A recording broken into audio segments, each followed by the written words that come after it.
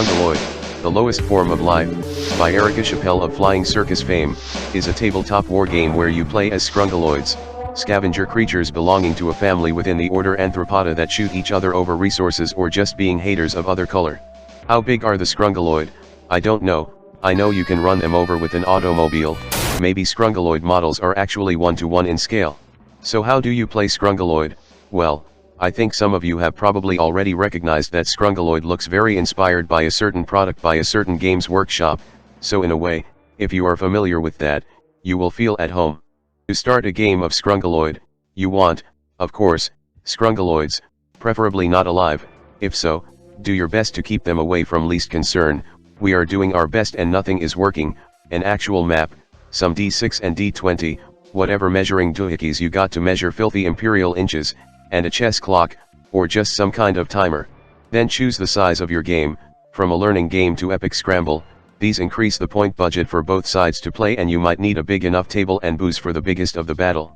Then choose a mission, whether you are playing high ground or monster hunt.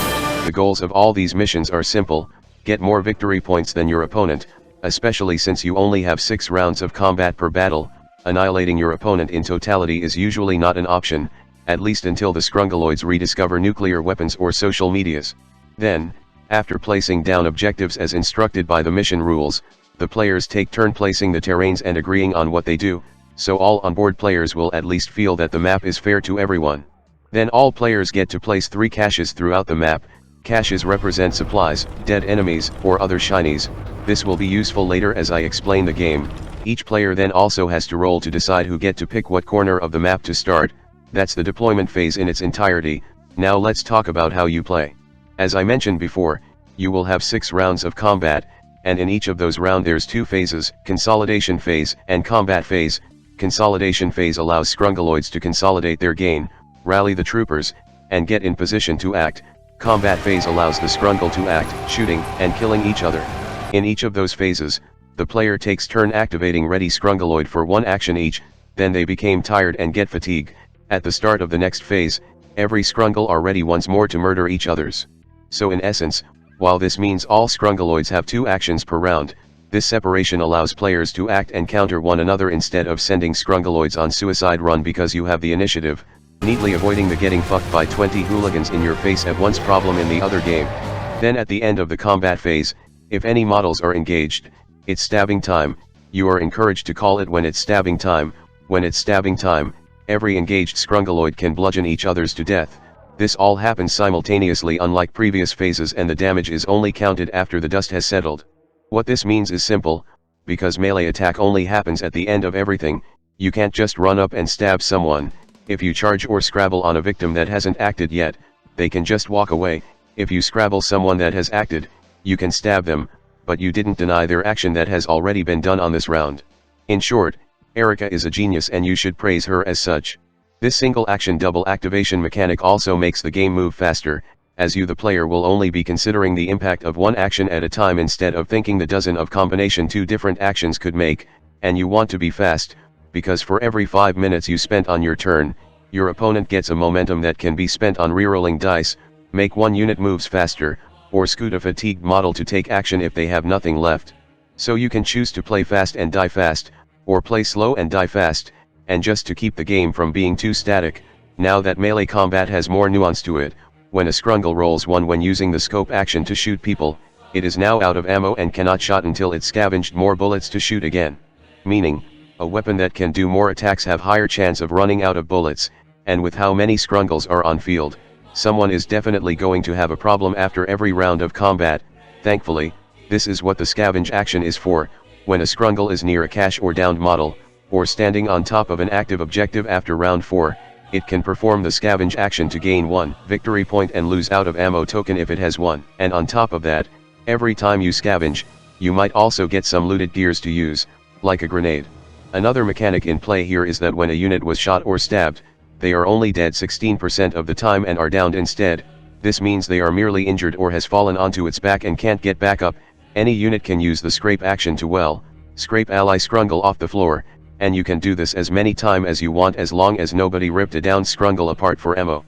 When both of these are combined together, It means that you are not going to have a boring static line of fire and must push into hostile Scrungle line to prevent them from scraping their downed allies and also to get more ammo. And on the last combat phase, it's sudden death. Each time a Scrungaloid is downed or dead, the player that shot them gain 2 VP. This is a good way to snatch victory from your opponent, or just to get that high score. Now, let's talk pack building.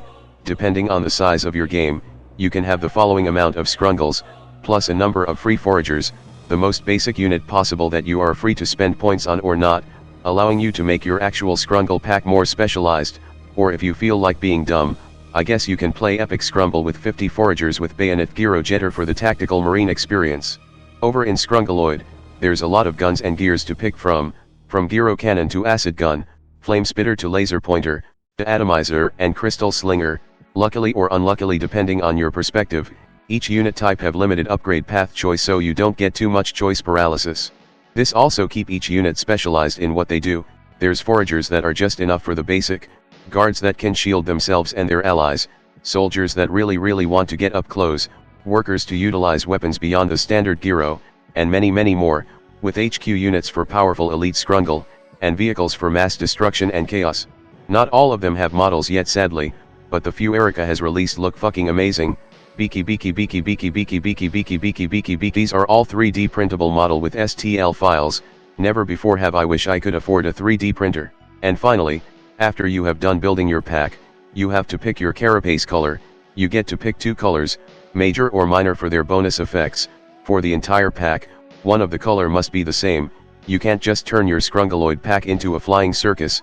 There's blue for tactical efficiency, red for melee goodness, pink to keep Scrungly alive, teal to scavenge everything, unpainted gray to cut back on the paint cost, and black Templar for the hater that should be ran over on sight. And that's basically it on Scrungaloid, a game about the highest form of battle with the lowest form of life. I like the word a lot, Scrungaloid. It's very Scrungle. Actually let me just do this. Scrungaloid, Scrungy, Scrungle, Scrunky, Scrunky. Oh god, Scrunk. If you ever ask why I can't just use my voice, this is why. But anyway, I have been waiting for Scrungaloid for a long while, mostly because I enjoy seeing Erika making new models of Scrungle for this game, and I figured, let's make this video and talk about it, get more attention on it. Anyway, you can currently find Scrungaloid on Erika and Lexi Patreon page. It's still in development, I think, and you can find the available 3D STL files on, is this website seriously called Cults. That's all for now, and I will see you all next time. Hello there, if you like this video, please subscribe and click that notification bell button. If you want to see the videos early as well as further support my channel, you can join in my Patreon page, or buy me some coffee, links in the description. Anyway, have a nice day.